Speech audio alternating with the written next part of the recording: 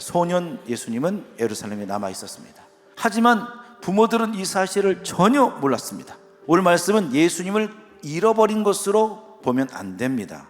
반대로 이 부모들이 예수님을 잃어버렸다는 관점에서 봐야 합니다. 부모는 방금 예루살렘에서 뜨거운 예배를 드린 자들입니다. 6월절 어린 양의 보혈, 그 죄사함까지 받은 자들입니다. 이 부모는 방금까지 하나님의 아들이신 예수님과 동행했던 사람들입니다.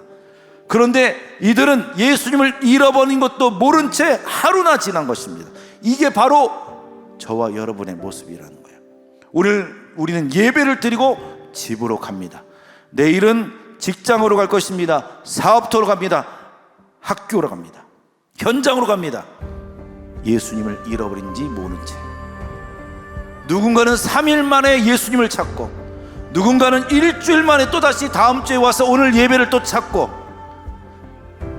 나서 하는 말이, 예수님, 제가 얼마나 주님을 찾았는지 아세요? 왜 여기 계신 거예요? 왜 저를 따라오지 않는 거예요?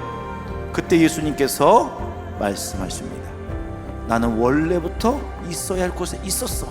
네가 떠난 거야. 우리가 예수님을 놓치고 살고 있는 거예요. 예수님은 항상 그 자리에 계셨어요. 그러면 우리는 어떻게 해야 예수님을 다시 뜨겁게 만날 수 있을까요? 하나님의 마음이 있는 곳으로 우리가 찾아가야 합니다. 예수님은 하나님의 마음이 있는 곳에 계셨어요. 그곳에서 하나님과 뜨겁게 만나고 계신 거예요. 그것이 바로 예수님의 승리의 비결입니다.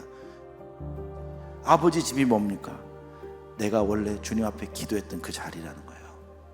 하나님을 향하여 정말 진심으로 기도했던 자리.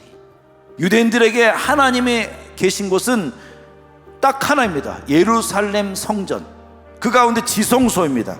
그러나 예수님께서 아버지를 만난 곳은 그 지성소가 아니에요.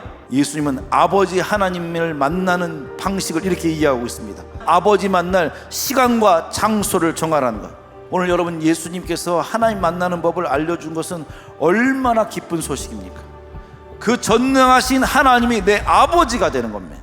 저는 여러분이 얼마나 바쁜지 알고 있습니다. 이곳에서 치열하게 살고 어렵게 사는지 알고 있습니다. 그러나 우린 예수님을 통해서 아버지 하나님과 연결돼야 합니다. 예수님께서 이 땅에서 애쓰셨던 하나님과 연결되는 방법, 내가 아버지 집에 있어야 할 줄을 알지 못하시나이까? 이 영적 비밀이 우리에게 있어야 된다는 것입니다. 시간을 정하십시오. 장소를 정하십시오. 그곳에서 하나님을 기다리십시오.